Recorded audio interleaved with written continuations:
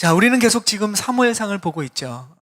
지난주에 이 한나의 찬양으로 올려드리는 기도를 우리는 보았습니다.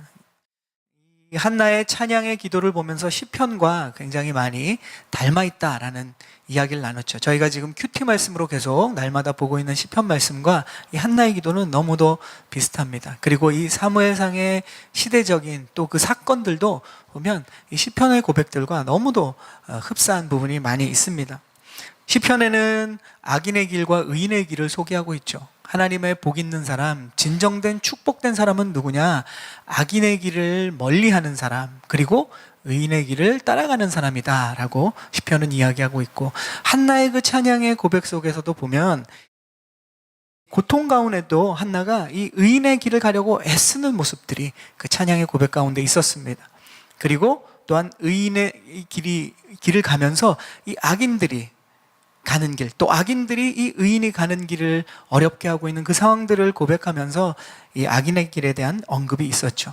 한나는 그렇게 하나님 앞에 찬양하고, 지난주 마지막 구절 11절에 보면 한나는 이제 엘가나와 함께 그 가족은 집으로 돌아갑니다. 그러나 실로에서 성소에서 찬양하고 예배 드렸을 때 이제 사무엘은 거기 이제 본격적으로 남게 되는 거죠. 하나님을 예배하는 자리, 하나님께 사무엘을 한나가 드리고 집으로 돌아오는 장면으로 지난주의 말씀에 마지막이 있었습니다. 오늘 등장하는 인물은 저희가 읽은 것처럼 이제 악인의 길을 가는 두 사람을 소개하고 있습니다. 한나가 그렇게 의인의 길을 가려고 노력했고, 아들을 이제 하나님의 성소에서 의인의 길을 갈 수 있도록 격려하고 맡겨두고, 지금부터 시작되는 12절 이하에는 그렇다면 지금 그 사무엘과는 반대로 악인의 길을 가는 두 사람을 소개하고 있습니다. 이 두 사람은 굉장히 사회적으로 지위가 높은 사람이죠. 세상의 모든 권세와 힘을 가졌던 사람입니다. 그들이 그러한 힘을 가지고 있었음에도 불구하고 악인의 길을 가고 있는 모습을 오늘 소개합니다. 성경은 그들이 악인이었다라고 확정하고 이미 이야기를 시작하는데, 우리 읽은 말씀 중에 12절 말씀을 우리가 함께 읽겠습니다. 12절 말씀 함께 읽겠습니다. 엘리의 아들들은 악한 사람들이었습니다. 그들은 여호와를 의식하지 않았습니다. 이들은 성경이 볼 때 악하다라고 말씀하고 있습니다. 문제아들 둘의 아버지가 엘리죠. 엘리는 그 당시에 누구냐? 이스라엘 백성들의 최고의 권력과 힘과 권세를 가지고 있는 사람이었습니다. 대제사장이에요. 그러니까 종교적으로 리더입니다. 모든 이스라엘 백성들의 믿음을 관장하고 또 격려하고 이끌어야 되는 책임을 가졌죠. 그리고 사사였다라고 성경은 얘기합니다. 그 당시에는 왕이 없었기 때문에 사사가 왕처럼 그 모든 사람들의 이스라엘 백성들의 그러한 정치적인 것, 경제적인 것, 사회적인 것, 모든 것을 총괄하고 있는 힘을 가지고 있었던 사람입니다. 그래서 이 엘리는 사실은 하나님이 주신 이 권력과 권세를 가지고 이스라엘 백성들을 잘 다스리는 역할을 그가 맡았어요. 그런데 문제는 뭐냐? 나이가 너무 많아요. 이제 너무 오래됐어요. 늙었어요. 그래서 자신이 이제 이것을 관장할 수 없게 되니까 어떻게 하느냐? 자기의 두 아들 홈니와 비느하스에게 이 일을 맡깁니다. 자신은 살아 있었지만 그러나 자신이 맡은 그 모든 권력들을 자녀들에게 물려줬습니다. 그들은 아버지의 뒤를 이어서 이스라엘 백성들의 모든 부분을 이끌어야 할 힘도 가지고 있었지만 책임도 가지고 있었던 사람들이죠. 하지만 이 두 아들은 성경이 이야기하는 것처럼 악한 사람들이었다라고 이야기합니다. 왜 성경은 그들을 악인이라고 말하고 있을까요? 첫 번째는 하나님을 의식하지 않았기 때문에 악인이었다라고 12절에 지금 이야기하고 있습니다. 개역 성경에는 하나님을 알지 못했다라고 이야기합니다. 정말로 이 홈니와 비느하스가 하나님을 알지 못했을까요? 알지 못했다라고 하는 의미는 하나님을 모르진 않죠, 분명히. 왜냐하면 그들이 하는 업무가 날마다 하나님의 성소에서 제사장의 일을 하는 거예요. 하나님에 관한 일을 날마다 하고 있었습니다. 그러니까 그들의 문제는 하나님을 알기는 했지만 정작 하나님이 어떤 분이신지를 몰랐다는 거죠. 하나님의 존재는 알았지만 하나님의 뜻은 전혀 알지 못했던 이 두 사람이 나옵니다. 이런 경우와 비슷할까요? 국민의 마음을 모른 채 국민을 위해 일한다고 생각하는 정치인이 있다면 그저 국민에 관한 업무만 하고 있는 거죠. 학생들을 마음을 모른 채 학생들을 위해서 일한다고 하는 선생님이 계시다면 그 선생님은 학생들에 관한 일을 하고 있는 것이죠. 하나님의 마음을 모르고 하나님을 위해 사역한다고 생각하는 목회자는 하나님에 관한 일을 할 뿐이지 하나님을 위한 일은 하고 있지 않는 것이죠. 종교적 업무만 하는 모습입니다.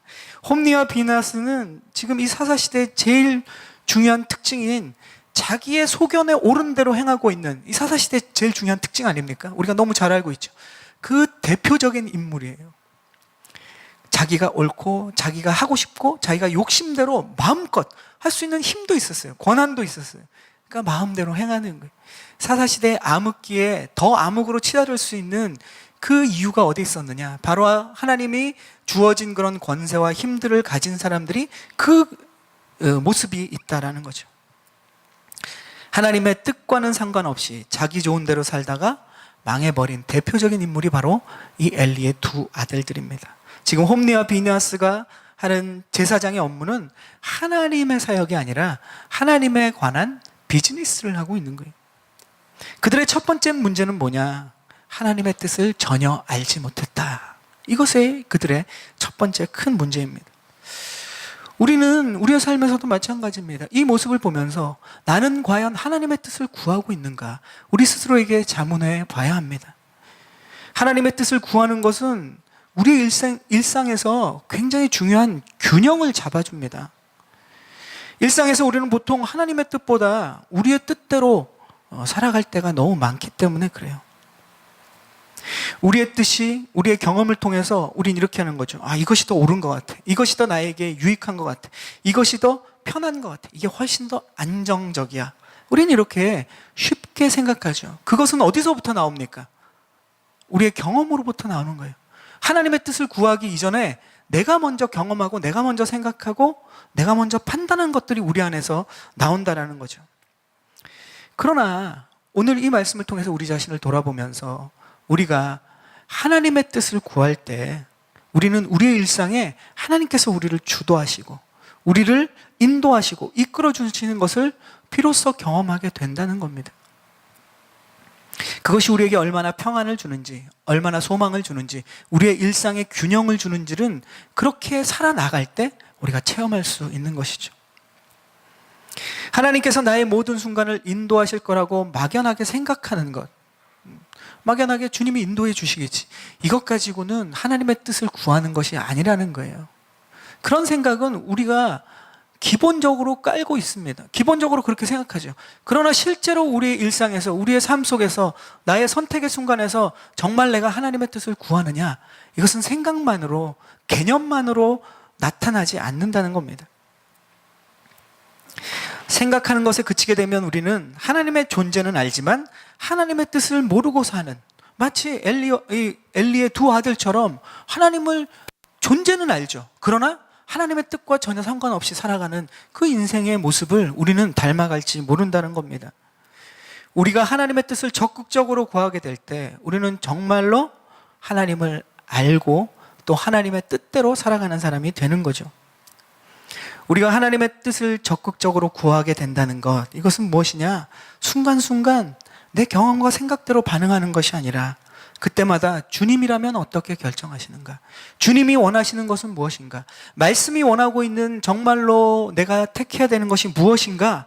이 고민이 우리 안에 있어야 된다는 거죠. 이 부딪힘이 없으면 우리는 하나님의 뜻을 구합니다라고 생각은 하지만 실제로 그것이 우리의 삶에 전혀 영향을 줄 수 없습니다. 세상을 살아가면서 왜 이렇게 부딪히지? 하나님의 말씀과 세상이, 나의 결정과 왜 하나님의 말씀이 자꾸 부딪히지? 이런 고민들이 있어야 돼요. 그런 고민이 있다면 여러분은 그것이 불안한 것이 아니라 지극히 건강한 것입니다. 그런 고민 속에서 우리는 하나님을 알아가고 하나님의 것을 택하고 우리는 그 안에서 하나님의 능력을 체험하면서 나가는 거죠. 이것이 믿음의 성장이 되는 거고, 이것이 우리가 복 있는 사람, 하나님의 의인, 말씀하신 의인의 길로 걸어가는 그러한 애쓰는 사람들이 되는 것입니다. 가정에서도 일터에서도 마찬가지죠. 내 경험과 생각대로 생활하지 않고 하나님의 뜻을 구하고 세상과 부딪히면서 그럼에도 불구하고 하나님의 뜻을 쫓아갈 때 여러분의 삶에 진정한 하나님의 도우심과 능력을 체험하기를 축복합니다. 아멘. 자, 이제 13절과 14절을 보면 엘리 제사장의 이 두 아들의 두 번째 문제를 언급하고 있습니다. 우리 13절과 14절 말씀을 함께 읽겠습니다. 그 당시 제사장들이 백성들에게 행하는 관습이 있었는데 그들은 그것을 무시했습니다. 누구든 제사를 드리고 그 고기를 삶을 때에는 제사장의 종이 3살 달린 갈고리를 가져와서 그것으로 냄비나 솥이나 큰 솥이나 가마에 찔러 넣어 찍혀 나오는 대로 제사장이 고기를 갖는 것이었습니다. 실로에 올라오는 모든 이스라엘 백성들에게 그렇게 했습니다.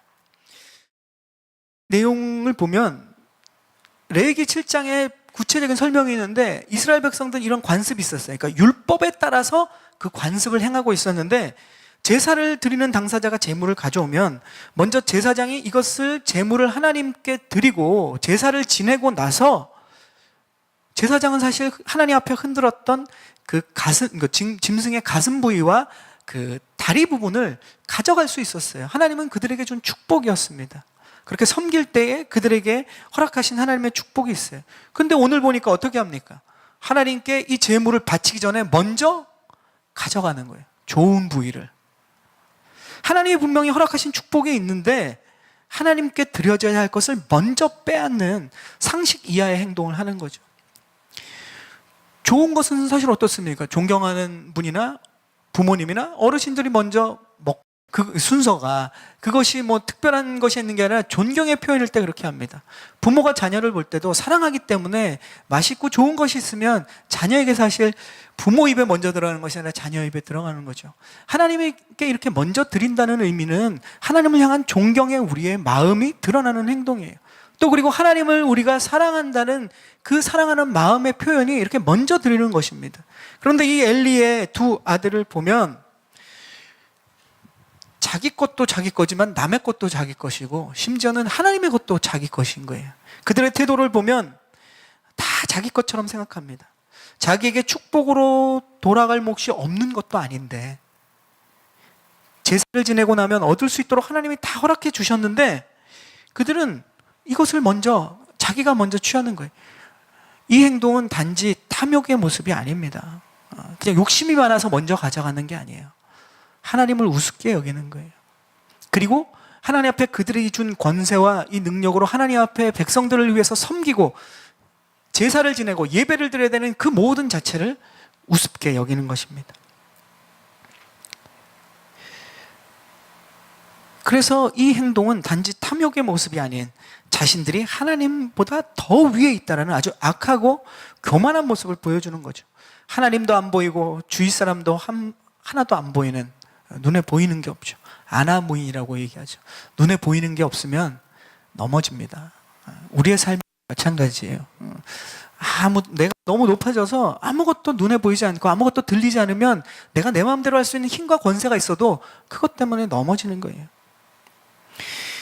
그런데 이들의 문제는 이런 악행이 있는데 우리가 두 번째로 이들의 문제를 볼 때는 이 문제가 관습에 따라서 반복하고 있고 그것이 계속되고 있다는 것이 더 큰 문제였습니다.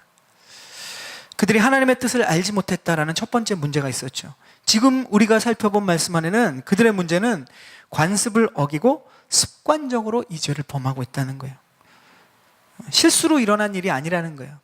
아주 가끔 일어난 일도 아닙니다. 14절에 보면 우리가 읽은 말씀처럼 실로에 올라오는 모든 백성들에게 똑같이 다 아주 공평하게 지금 이 악행을 저지르고 있습니다. 모든 제사에서, 모든 예배에서, 모든 사역에서 자기가 하나님 위에 있는 모습을 보였다라는 것이죠. 습관이라는 것은 참 무섭습니다. 이미 고착되어 있는 거죠. 이미 우리 몸에 배어 있어서 나도 모르게 저절로 하고 있는 것들이 습관입니다. 잘못이라는 것을 생각해 보면 알 수 있지만 그러나 내 몸은 이미 그것이 잘못인지 해도 되는 건지라 상관없이 그냥 이미 몸은 하고 배어 있는 거예요. 그래서 하게 되는 것이 습관입니다. 여러분에게는 어떤 습관이 있습니까? 습관을 얘기하면 좋은 습관보다 나쁜 습관이 쉽게 떠오르고 좋은 습관보다 나쁜 습관이 훨씬 더 많은 것 같아요.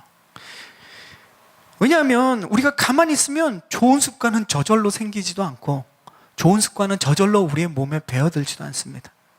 좋은 습관은 애를 쓰지 않으면 내게 안 돼요. 근데 여러분 어떻습니까? 나쁜 습관은 어때요? 누가 가르쳐 주지 않아도, 내가 애쓰고 노력하지 않아도 이 나쁜 습관은 저절로 내 몸에 배이게 됩니다. 내가 노력하지 않으면 그 나쁜 습관은 계속 내 안에서 자동적으로 일어나는 거예요. 내가 그것이 나쁘다는 걸 심지어는 알고 있을 때도 그 나쁜 습관은 나의 모습을 통해서, 행동을 통해서, 나의 말을 통해서 계속 나오고 있다는 거죠.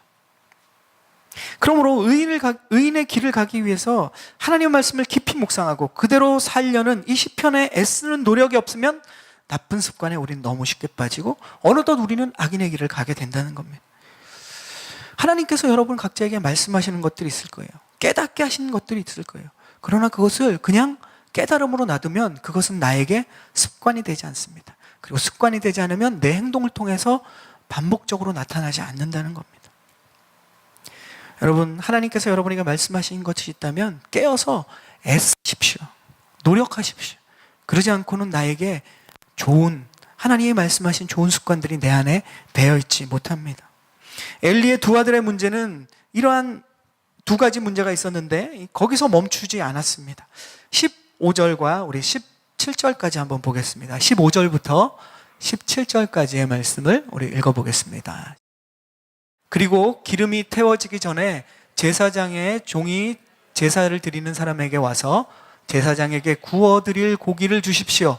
그는 삶은 고기보다는 날 것을 원하십니다 하고 말하곤 했습니다. 만약 그 사람이 기름을 먼저 태운 뒤에 원하는 대로 가져가시오 라고 말하면 종은 아니 지금 당장 주십시오. 그렇지 않으면 내가 강제로 빼앗겠습니다 라고 대답했습니다. 이렇듯 엘리 아들들의 죄는 여호와 보시기에 너무나 큰 것이었습니다. 그들이 여호와의 제사를 업신여겼기 때문입니다. 세 번째, 그들의 문제는 하나님을 향한 예배를 업신여겼다라는 거예요. 이들이 해야 되는 일이 가장 이 예배가 얼마나 중요한지를 사람들에게 보여주고 그 예배를 관장해야 되는 사람이 이 예배가 아무 가치가 없다라고 얘기해 버리는 거예요. 그리고 그들의 삶으로, 그들의 행동을 통해서 아주 너무도 잘 보여주고 있는 모습이 그들의 어떻게 보면 가장 큰 문제인 거죠. 엘리의 두 아들은 보니까 제사에 드려지는 제물에 기름을 가져갔다라고 얘기합니다.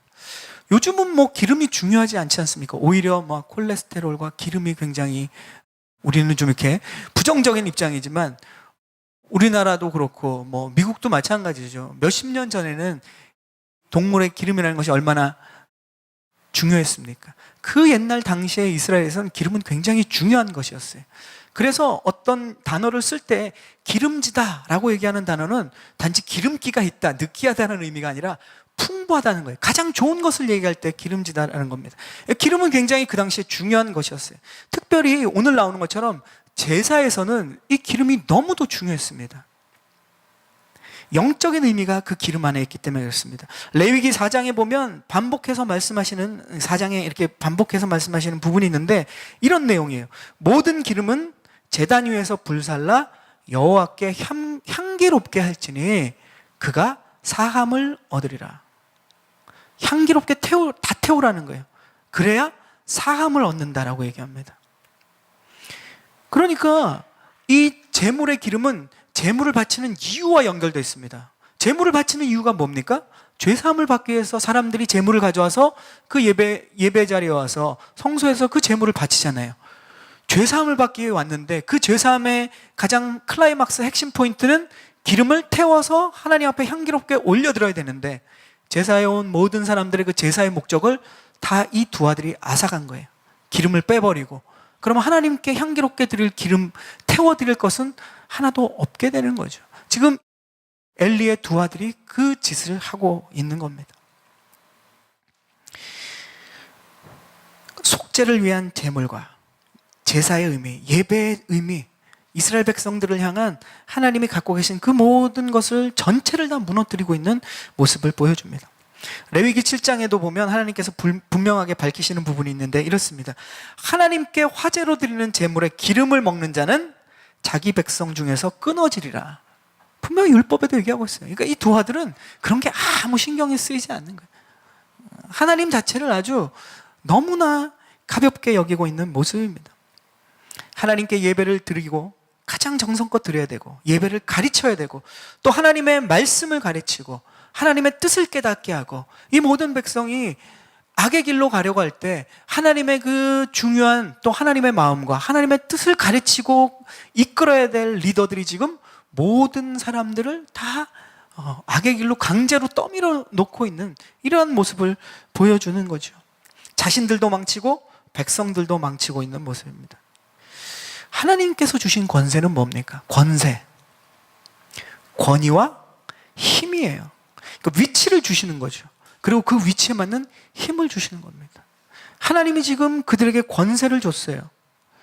하나님이 세워주신 권세는 언제 무너지는가? 이 권위는 언제 무너지는가? 하나님 주신 힘은 언제 무너지는가? 그 권세를 바르게 사용하지 못할 때 모든 권세는 무너집니다. 역사적으로도 수많은 그러한 하나님이 부여하신 권세를 가지고 망한 사람들을 우리는 보게 됩니다. 그들은 엘리의 두 아들은 아버지로부터 권세를 물려받았어요. 그런데 안타깝게도 그 권세를 바르게 사용하는 법을 못 배웠다는 거예요. 그 두 아들의 문제는 두 아들만의 문제가 아니라 아버지 엘리의 문제도 있다라는 것입니다. 그냥 쉽게 너무 쉽게 거저받으니까 이 의미가 얼마나 이 권세가 큰 건 아는데 이 의미 이것이 얼마나 소중한지 모르는 거예요. 그러니까 마음껏 자기 욕심대로 사용하는 것이죠. 권세를 바르게 사용하지 못할 때 그것은 사라지는 거예요. 거저받아서 그 의미도 모르고 책임도 모르고 이것이 얼마나 큰 파급 효과를 미치는지도 전혀 영적으로 묻어서 깨닫지 못하는 그 모습을 봅니다. 우리에게도 하나님이 저와 여러분에게 하나님의 자녀된 권세를 이미 주셨어요. 그리고 우리가 받았습니다. 그런데 우리가 그것을 소중하게 여기지 못할 때가 왜 많이 있습니까? 거저받았으니까. 이게 얼마나 소중한 건지 모르니까. 우리가 이 권세를 잘못 사용할 때 이것이 미치는 파급 효과가 얼마나 큰지를 우리가 모르니까 권세를 받았는데도 이것을 누리지도 못하고 사용하지도 못하는 것이죠. 거저 은혜로 우리가 받았기 때문에 책임과 파급되는 영향을 우리가 잊고 살고는 있지 않습니까? 하나님께서는 자녀되는 권세를 바르게 사용하는 법을 이미 우리에게 계속 가르쳐 주세요. 말씀 안에서 이 권세를 어떻게 사용하는 것이 우리에게 축복이고 사람들에게 하나님을 드러내는 모습인지를 너무도 잘 알려주고 있습니다. 우리의 큐티를 통해서 주일 말씀을 통해서 순환을 통해서 끊임없이 하나님은 우리에게 이미 주어진 권세가 무엇인지를 이야기하고 계시고 그것을 우리가 어떻게 사용해야 될지를 이야기하고 계신다는 겁니다. 한편으로 오늘 보면 엘리 제사장을 보면서 잠깐 언급드렸지만 우리가 자녀에게 물려줘야 될 유산은 무엇인가 이것을 우리가 고민하게 됩니다. 우리가 자녀들에게 잘 먹고 잘 사는 법, 편안하게 사는 법 이런 방법들은 우리가 알려줄 수 있는데 정말로 우리가 그것을 알려주고 살아가는가? 아니면 믿음을 따라 하나님 앞에 바르게 살아가는 방법을 우리가 알려주고 있는가? 우리의 모습을 우리의 자화상을 돌아볼 필요가 있죠. 믿음 따라 바르게 사는 방법은 우리가 부모는 행동을 통해 보여줄 수밖에 없어요. 말로는 옳은 게 무엇인지를 알기 때문에 우리도 해요. 그러나 행동이 따르지 않으면 자녀는 그 행동을 통해서 배우기 때문에 영향력이 없습니다. 삶으로 가르치는 것만 남는다. 저는 그 책을 너무 좋아하는데 항상 이렇게 제 자신의 믿음을 볼 때도 그렇고 사람들의 믿음을 볼 때도 그렇고 그 말이 진짜인 것 같아요. 우리가 삶으로 가르치는 것만 남습니다. 특별히 자녀들에게는 그렇죠. 부모가 말씀 따라 살려는 노력을 보여줄 때 자녀들은 보고 배웁니다. 자녀들이 배우는 것은 가정에서 부모가 어떠한 행동을 하느냐, 어떤 마음이 행동으로 나타나느냐 이것을 보고 배우고 자라게 되고 자신의 삶의 기준이 되는 것이죠. 그래서 사실 가정예배가 필요한 거예요. 가정예배. 네, 제가 공식적인 주일 설교 때는 처음 얘기합니다. 이렇게 소그룹 때는 한 두어 번 얘기했는데 언젠가 말씀에 이 말씀이 나올 기회가 되면 꼭 하고 싶었고 해야 된다라고 생각을 했는데 이제 오늘 말씀에 이 얘기를 할 수 있게 될 것 같습니다. 1년 반 전에 산타모니카 온누리교회 오기 전에 그 가정 예배에 대한 고민을 저도 개인적으로 가정에서도 하고 있었고 중간에 이제 하다가 멈춰진 때였거든요. 그리고 여기에 이제 오기로 결정났을 때 우리 산타모니카 온누리교회를 위해서 기도하면서 그 마음이 있었어요. 뭐 하나님이 주신 당연히 마음이겠죠. 그래서 가정 예배가 우리 산타모니카 온누리교회 성도들에게 좀 일어났으면 좋겠다. 이 얘기를 들으면서 아마 많은 분들이 부담을 가질 거예요. 특별히 남자들이, 그죠? 가정 예배 그러면 아버지가 이것을 인도해야 될 것 같은. 아니 내가 뭐 목회자도 아닌데, 아니 내가 뭐 교회 리더십도 아닌데 이런 부담감이 있어요. 실제로 한국에서도 마찬가지입니다. 가정 예배에 대한 얘기를 나누면 형제님들이 너무너무 힘들어하세요.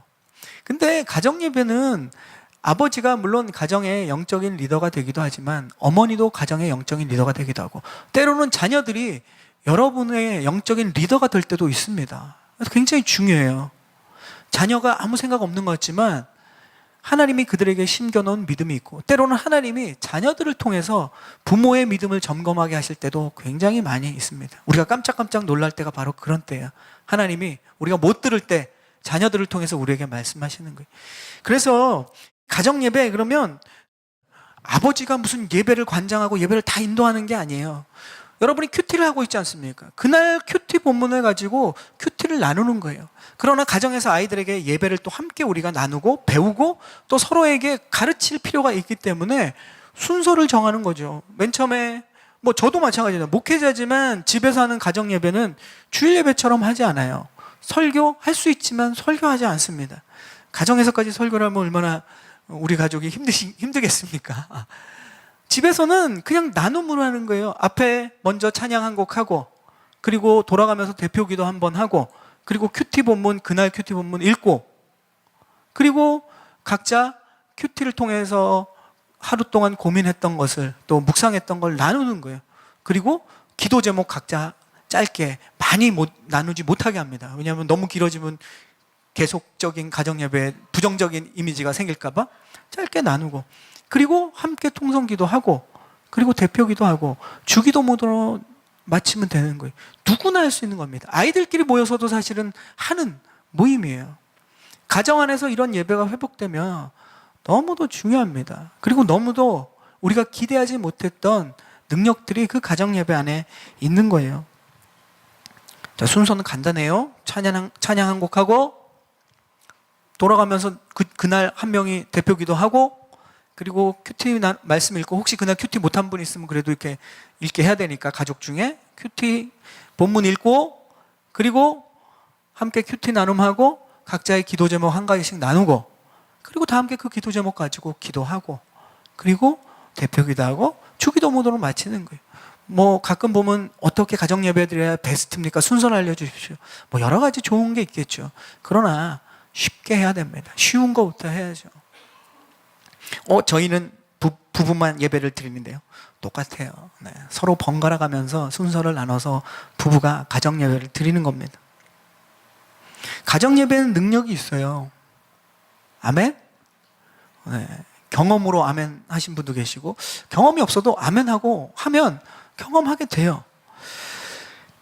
배우자나 이 자녀의 어려움을 우리가 일상에서 보고 들을 때보다 훨씬 더 깊이 하나님 안에서 나눌 수가 있어요. 가정 예배에서는. 특히 사춘기 자녀들. 네. 부모와 대화가 점점 멀어질 때 가정 예배 안에서 막 이렇게 힘들게 참여하겠죠. 소극적으로 자녀들이 참여하겠죠. 그러나 그 속에서 자녀의 마음을 읽을 수가 있는 거예요. 자녀의 고민을 읽을 수가 있는 겁니다. 기도나 찬양도 뭐 아버지가 하는 게 아니라 서로 번갈아 가면서 하는 거예요. 분담하는 거죠. 자녀들에게 엄청 좋은 신앙의 훈련이 됩니다. 지금 파워웨이브도 이제 그걸 시작했더라고요. 예배를 선생님들이 다 인도하고 학생들이 앉아서 보는 그런 수동적인 것이 아니라 그 순별로 나와서 그 예배를 관장하고 인도한다 그러더라고요. 학생들과 선생님들이. 너무도 좋은 것 같아요. 가정 안에서도 그런 훈련이 필요합니다. 이렇게 가정 예배 안에서 자녀의 어려움, 또 배우자의 그런 어려움을 일상에서 보고 들을 때보다 훨씬 더 우리는 집중하고 깊이 있게 나눌 수 있어요. 흘려듣기 쉬운 고민 이야기도, 때로는 우리가 그냥 내 생각대로 그냥 쉽게 답해버리는 문제도 가정 예배 안에서 그것을 기도 제목으로 나누면 깊이 있는 나눔이 되고 그것이 자꾸 남아요. 그리고 기도하게 돼요. 그러면 하나가 되는 거죠. 또 그리고 가정 예배 때 들었던 그 문제에 대해서 깊이 이해했기 때문에 서로를 위해서 기도하게 되고, 가정의 배우자들, 배우자와 이 자녀들, 또 부모님을 또 중보의 기도자로, 믿음의 동역자로 어떻게 만들 수 있느냐? 가정 예배를 통해서 동역자를 만드는 거예요. 평소에 그냥 우리는 믿음의 동역자다 그런다고 동역자가 됩니까? 서로 이해되지 않고 서로 고민하는 것들이 나누어지지 않을 때 그것을 들어도 그것이 나의 기도 제목으로, 중보의 제목으로 들어가지가 않는 거예요. 그렇게 예배를 통해서 나누면 그것이 우리 모두가 기도의 동역자고 함께 우리 가정 안에 하나님이 하실 일들을 기대하게 되는 거죠. 가정은 어떻게 보면 가정 예배를 통해서 정말로 살아나는 것입니다. 또 한 가지 큰 또 중요한 것이 있는데, 가정 예배는 내 가정에 주인이 하나님이심을 선포하는 우리의 적극적인 행동이에요. 우리의 가정이 주님의 것이다 생각으로 말로는 누가 못합니까? 정말로 우리의 가정이 주님이 주인이시다 어떻게 우리가 고백할 수 있습니까? 어떻게 우리가 그것을 믿음으로 우리의 삶의 중심에 가져갈 수 있겠습니까? 나의 가정을 내 생각과 내 힘으로, 때로는 배우자의 의견과 다른 주장으로 끌고 가려는 잘못을 우리가 범하려고 할 때 그 잘못을 교정해주는 능력은 어디서 나오느냐? 가정 예배를 통해서 쌓아가는 거예요. 내가 살아본 적도 없고 또 살아갈 수도 없는 자녀의 인생이 있지 않습니까? 자녀의 인생을 우리는 살아본 적도 없어요. 그리고 앞으로도 그 자녀의 인생을 우리가 대신 살아갈 수 없어요. 그들의 인생을 내가 가진 경험이나 지식으로 좌지우지하려는 그런 유혹을 떨쳐낼 수 있는 것은 어디서 오느냐? 가정 예배 안에서 우리가 배우게 되는 거예요. 한 주, 두 주 쌓여가는 가정 예배 능력과 또 가정에서의 소통이 진짜 가족의 하나됨을 이루는 중요한 에너지가 됩니다. 가정 예배를 통해서 여러분의 가정이 정말로 주님이 다스리는 가정이 되길 축복합니다. 아직 그런 가정을 이루지 못한, 아직 결혼 안 한 분들은 그런 가정을 꿈꾸세요. 그리고 먼저 기도하면서 그런 가정을 준비하십시오. 하나님께서 분명히 그러한 가정의 예배를 통해서 가족에게 놀라운 일들을 행하실 거예요. 난 자녀랑 이제 다 출가해서 떨어져 사는데 괜찮습니다. 자녀가 가끔 방문하잖아요. 그날이 가정 예배 드리는 날이에요. 목사님 잘 부담 안 주는데 오늘 설교는 왜 이렇게 부담을 던져주지 그러실지 모르지만 정말로 소중한 거기 때문에 1년 반을 참아왔던 아주 중요한 얘기를 하고 있는 것입니다. 이것은 듣는 것으로 절대 끝나지 마십시오. 꼭 해보십시오. 그리고 한 번 하기가 어렵지 하기 시작하면 그래도 어느 정도 유지가 됩니다. 매일 저도 안 합니다. 네. 일주일에 한 번, 두 번 하면 괜찮습니다. 그러다가 은혜를 받으면 더 하면 좋죠. 저희도 2번 이상은 하지 않습니다. 딱 2번이 마지노선인데 목사님을 한번 넘어서겠다. 너무도 반갑습니다. 네, 그러한 간증들이 일어나면 좋을 것 같아요. 서로에게 고백하겠습니다. 이렇게 한번 믿음으로 우리 결단하면서 좀 서로에게 좀 바라보면서 가정 예배를 시작하십시오.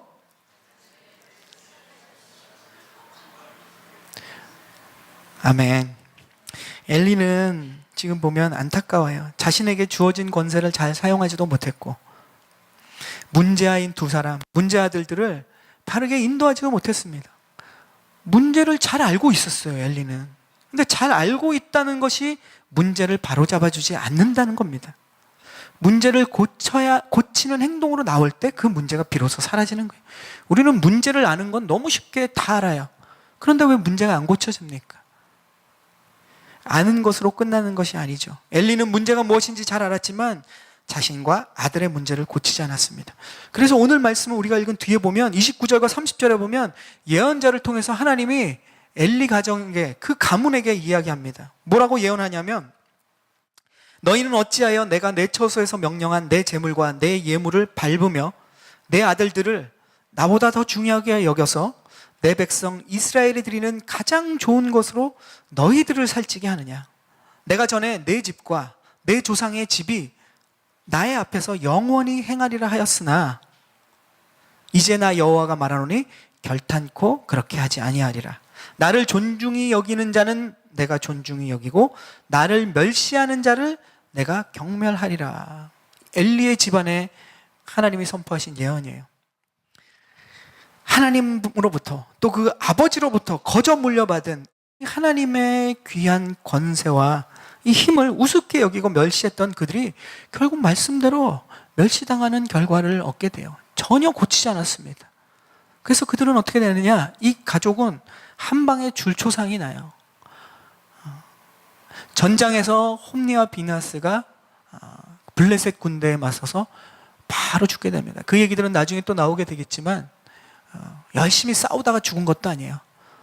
자기들 멋대로 하다가 둘이 한꺼번에 죽습니다. 그 소식을 듣고 아내가 애를 낳다가 죽어버려요. 그리고 그 두 아들의 죽음의 소식을 듣고 의자, 여기서 얘기하는 건 바로 권세입니다. 이 하나님이 리더로 세우셨던 이 엘리가 그 권세 의자에서 넘어져가지고 목이 부러져서 죽습니다. 안타깝고 슬픈 일이죠. 우리가 권세가 있다고 해서 목에 힘을 줄 것이 아니라 그 권세를 주신 하나님 앞에 겸손하고 우리에게 맡기신 일에 충성을 다할 때 우리에게 참된 축복이 임하는 거예요. 우리에게 부모의 권세를 주셨다면, 우리에게 하나님의 자녀되는 권세를 주셨다면, 우리의 삶의 일터에서 여러분에게 주신 그러한 힘과 위치가 있다면 그것을 하나님 앞에 잘 사용하는 법이 더 중요합니다. 더 많은, 더 좋은 권세를 주십시오. 이것보다도 우리에게 지금 주어진 권세를 잘 사용할 때 하나님께서는 더 크게 사용하실 거예요. 이것을 잘못 사용하는 이러한 비참한 최후를 맞이하는 이 엘리와 이 엘리의 두 아들의 모습을 우리는 오늘 엘리의 두 아들과 비교되는 또 다른 한 가정을 성경은 계속 보여주죠. 그리고 계속